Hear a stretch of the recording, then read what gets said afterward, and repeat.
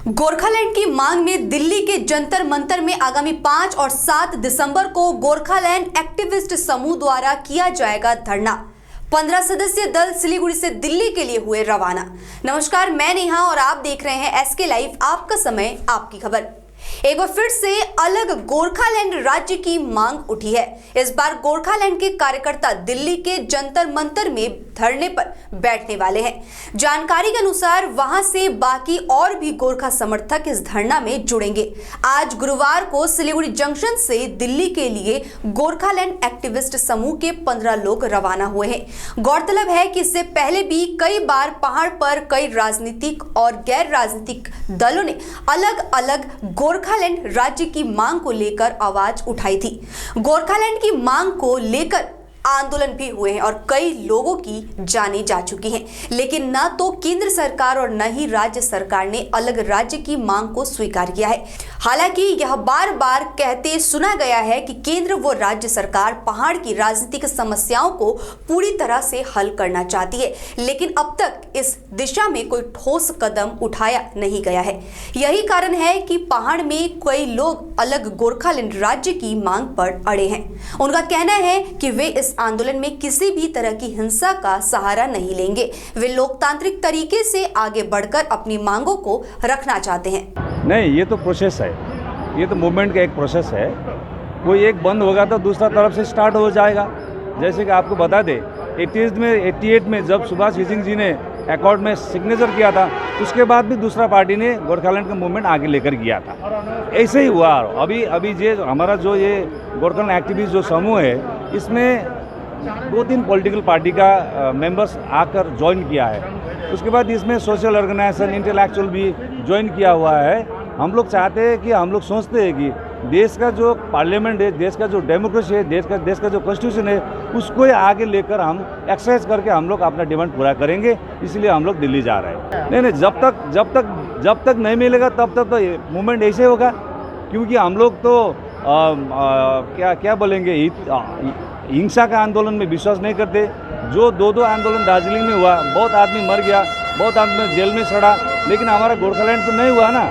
इसीलिए हम लोग ये जो पद है, जो डेमोक्रेटिक मूवमेंट का पद है, उसी का हम आगे लेकर चला जाएगा। हम लोग 5 तारीख को करेंगे और 7 तारीख को करेंगे, जंतर मंतर में करेंगे। नहीं, मैंने बोल दिया ना आपको, जब तक हमारा जो डिमांड फुलफिल नहीं होगा, इंडियन यूनियन में हमारा जो स्टेट, जो गोरखा का स्टेट जो जब तक नहीं बनेगा, तब तक ये मूवमेंट तो कंटिन्यू चला जाएगा। नहीं, हमारा हम जो डिमांड बोल रहे हैं ना, ये गोरखा का डिमांड है। हम लोग सरकार के डिमांड के ऊपर में काम नहीं करेंगे।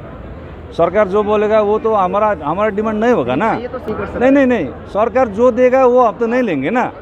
सरकार का सुविधा से हम लोग मूवमेंट नहीं करेंगे, हमारा हिसाब से हम लोग मूवमेंट नहीं करेंगे। हम आगे भी बोल दिए आपको, डेमोक्रेटिक पथ से हम जाएंगे।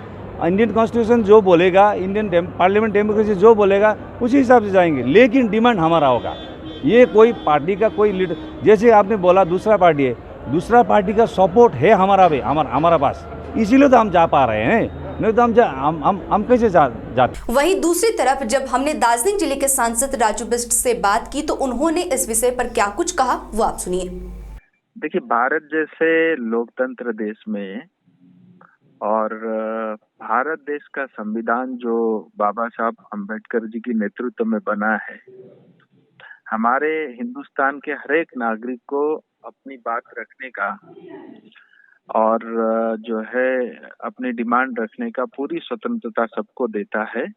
सो देश का कोई भी नागरिक हो, चाहे वो दार्जिलिंग के हो या किसी भी क्षेत्र के जनता हो, हर एक को अपनी बात रखने का, अपनी डिमांड रखने का पूरी स्वतंत्रता है।